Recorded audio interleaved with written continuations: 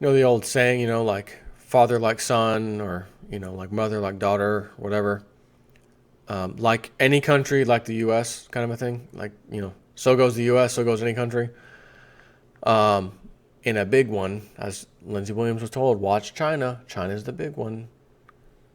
China to ease commercial banks' bad debt burden via equity swaps. So as soon as I saw that title, I said, I know what this is. This is you've got bad loans, non-performing loans,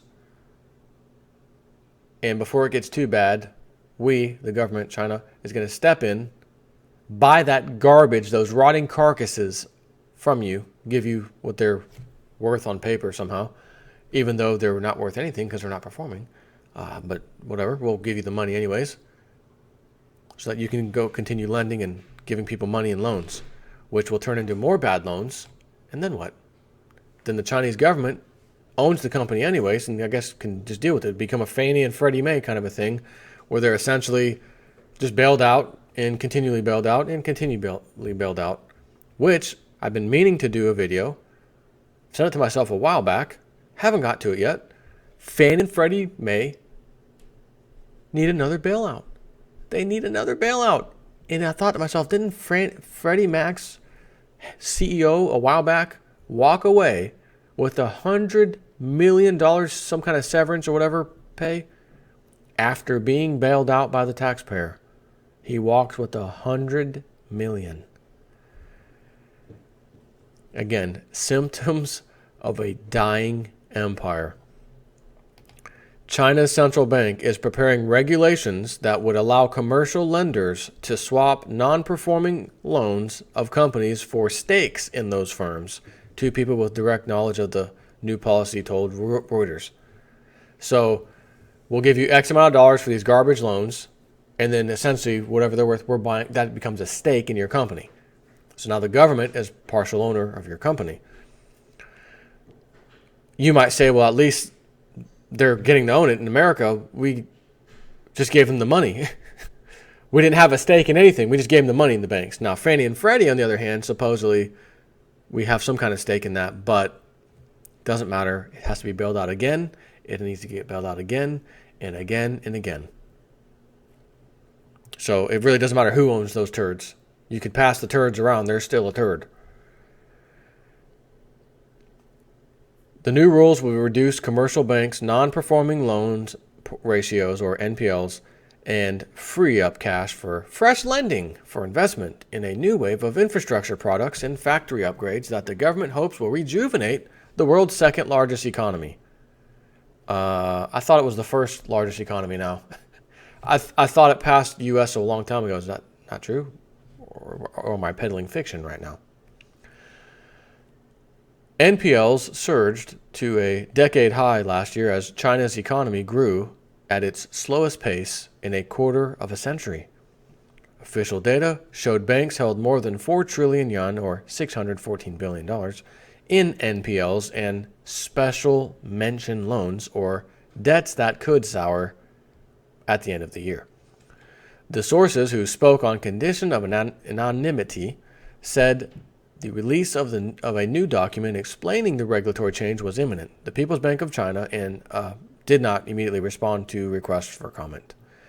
Such a rule change shows banks' bad loans have risen to such a level that this issue has to be tackled now, before it's too late, said Wu Kan, Shanghai-based head of equity trading at investment firm Shanshan Finance.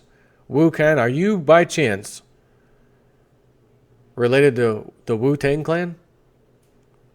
Because I think the Wu-Tang Clan could come in there and do a little better job than what the hell you guys are doing. You are following the U.S. example to a T. Although, again, at least you're getting a stake of the companies you're bailing out. Whereas us, we get nothing. We get the bad debts should they lose, and they get the profit should they win.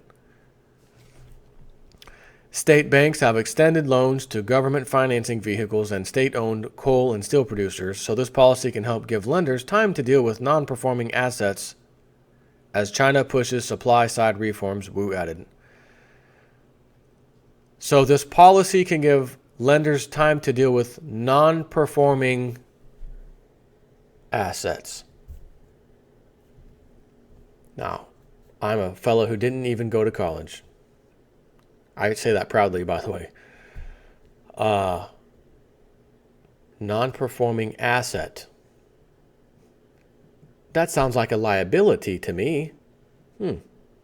Interesting that Mr. Wu would say such a thing. The quality of assets, or is that liabilities, held by banks is worse than it looks, analysts have said. To avoid stumping up capital and to protect their balance sheets, some banks have underreported bad loans and under-recognized overdue debt. Now let me change some of the words around. Some banks, all banks, underreported bad loans and under-recognized overdue debt massively. And we're going to find out just how bad those books were cooked.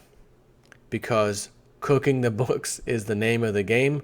They did it in the 80s in the savings and loan crisis. 1,000+ people went to jail. This time around, 2008 till present, did anybody go to jail? I just mentioned John Corzine caught red-handed taking money out of his customers' allocated accounts and betting on some debt in the EU. Lost the bet. The company went bankrupt. And everyone lost their funds. I know Gerald Celente was one of them. And he's commented on that. And he had to fight with them to get it back. I don't know if he had to file a lawsuit, what the story was. I believe he did. Who the hell? Why should we be dealing with this? The government should have nailed. They should have nailed him the day of the collapse. Bankruptcy. Where's your client's money? It's gone. Oh, that's all I need to know. Arrest him. We'll have charges by the end of the day. Trust me. Lock him up. Nope. Why? I'll tell you why. Give me 1 second. This is why no charges were filed. John Corzine Obama, John Corzine Obama, John Corzine Obama, John Corzine Obama. Oh, we're even holding hands on this one. That is why he was not charged with anything to date. But what about Loretta Lynch? She's replaced Eric Holder. And she's a woman, right? Different race now. Race and woman.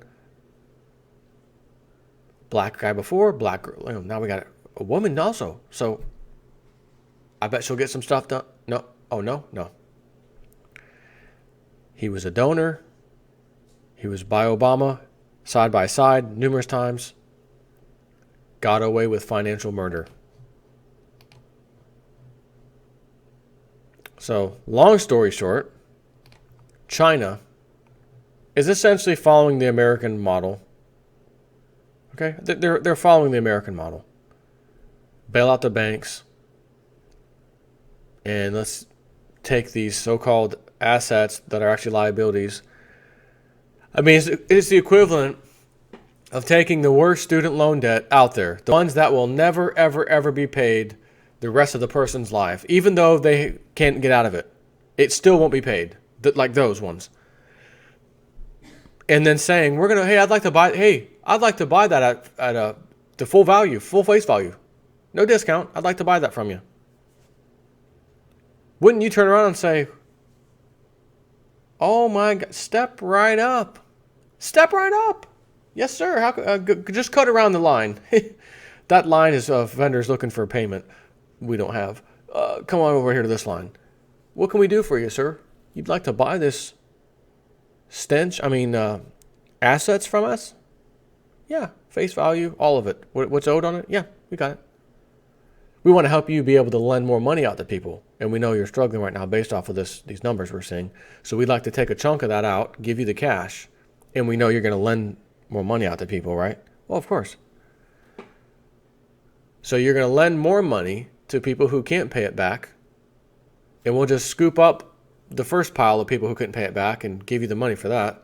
Now you're going to lend to more people who won't be able to pay it back. And then what? Well, we'll just scoop up more. So you could quickly see how a government like China could say, well, we'll buy what equates to 15% of your company in this swap.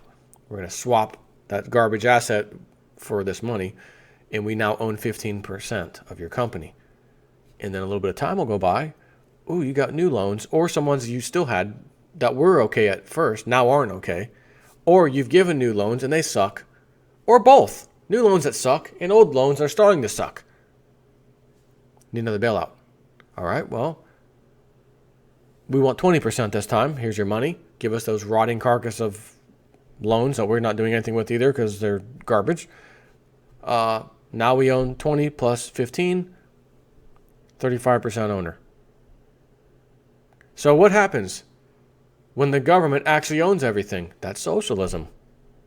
So it's like a stealth social. You're supposed to let things collapse. You can't keep propping up. If a business doesn't make money, and you're the rich daddy who keeps feeding my son's business, he's going to make it one day, 2 years, 3 years, 4 years, 5 years, 6 years, 7 years. Son, you're not making any money. The business, I've looked at your numbers. This is what you want to do with your life. But your financial statements say otherwise. The financial statements say you're freaking fired. When I opened up QuickBooks, it said, step into my office. I said, why? Because you're freaking fired. That's why. Even QuickBooks refused to quit working. That's how bad your books are. What happens? Business goes away. Somebody else, somewhere else starts it, or whatever was out there continues going on, whether you were there or not. You can't prop up everything. Why is it that most businesses fail? They say, especially like in the restaurant industry, I forgot what the numbers are, but most will fail and will not survive. It is what it is. The numbers don't lie. So if you have companies failing left and right, bad assets, can't pay back loans, the government says, well, we don't want mass chaos and we can't just stop lending. Everyone, these companies stop lending. We have to get involved. So if things are that bad where governments have to get involved and do things they normally don't do, how in the hell are you going to tell me that all the numbers are great? I was just reading a headline yesterday that I forgot which side it was, but it said something like the U.S. economy is essentially the Lego economy. The movie Legos. You remember the song, Everything is Awesome. And everything's not awesome. But, everything is awesome. Yeah, but they're not. Everything is awesome. That's what I'm talking about. The everything is awesome economy, but when you really look at it, it's not awesome at all. Matter of fact, it sucks. Matter of fact, it's freaking horrible. Just look at the numbers you can get your hands on. Because even the ones that look good, as I've said, 2 to 3 months later, revision, another revision, second revision, sometimes, when we're real lucky, a revision of a revision.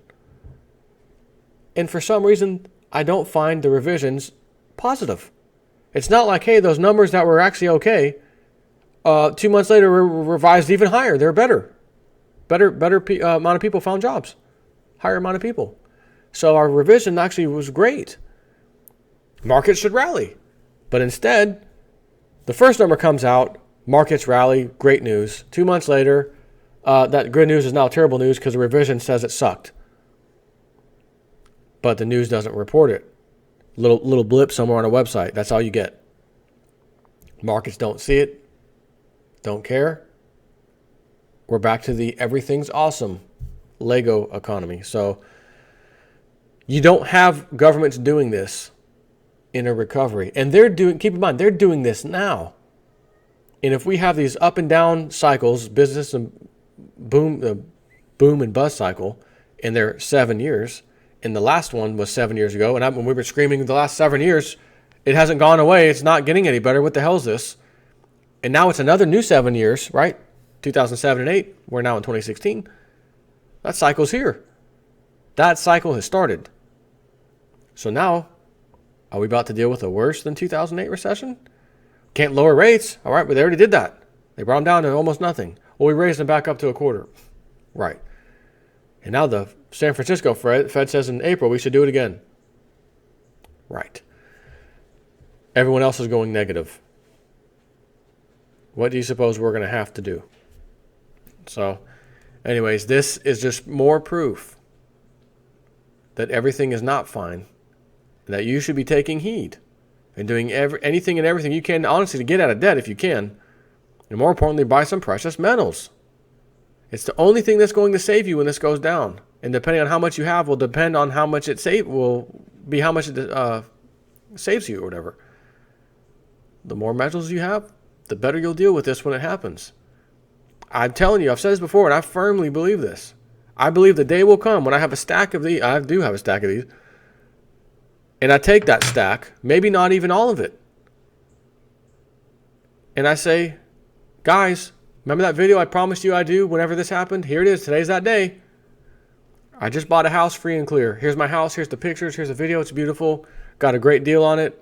Blah, blah, blah. That's not normally going to be a good day for the rest of the world, because that means there's some major, major problems.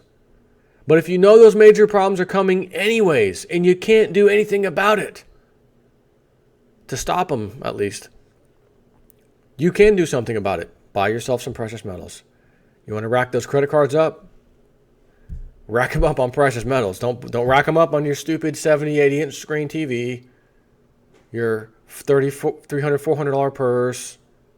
Oh, I got to get a new iPhone. The iPhone 17 is out now. Didn't you just get the 16 a few months ago? Yeah, but the 17's out. They look at you like you're crazy. They look at you as crazy as that old bastard. I don't know who this congressman was when they were screaming at him at a town hall meeting. Sir, didn't you read the legislation though? You're for the Obamacare. Didn't you even read it? And no, I didn't read it. It's 2,000 pages. He looked at them like they were crazy. And they flipped out, ran the guy out of the freaking place. They literally practically chased him out. That's how didn't you just get the it's not even a year old yet. The iPhone 16. What? The 17's out now.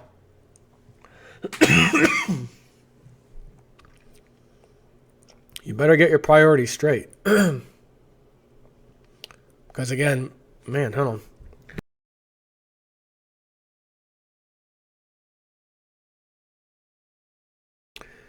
Because you won't get a do-over.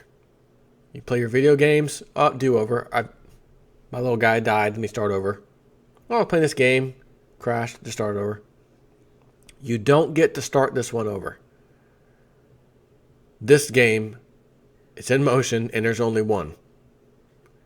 So you can either deal with what you think you know is coming, which is major economic problems, major currency problems, and the way to deal with those is precious metals. And I'll say it, I've said it before, I'll say it right now. If I could give away, not that I've got a whole bunch of silver, but I'd give away every ounce of it if I could stop what has to happen. And notice I said what has to happen. Knowing that it can't, and I can't stop it, I won't be giving up my silver anytime soon. But if I could, I would. And if I was told, Joe, just do videos every day, tell everyone to sell their silver and get rid of it, we're making a deal with the people, powers that be, we don't want this problem, we're going to fix everything. And I was absolutely convinced by it, I would be on here every day telling you, get rid of the silver, get rid of it. But that's nonsense. History doesn't show that. History shows that those who have the power want to retain that power and will do anything to keep it, including destroying empires to keep it. And that's what you're witnessing within the United States of America today. A dying empire. Take care.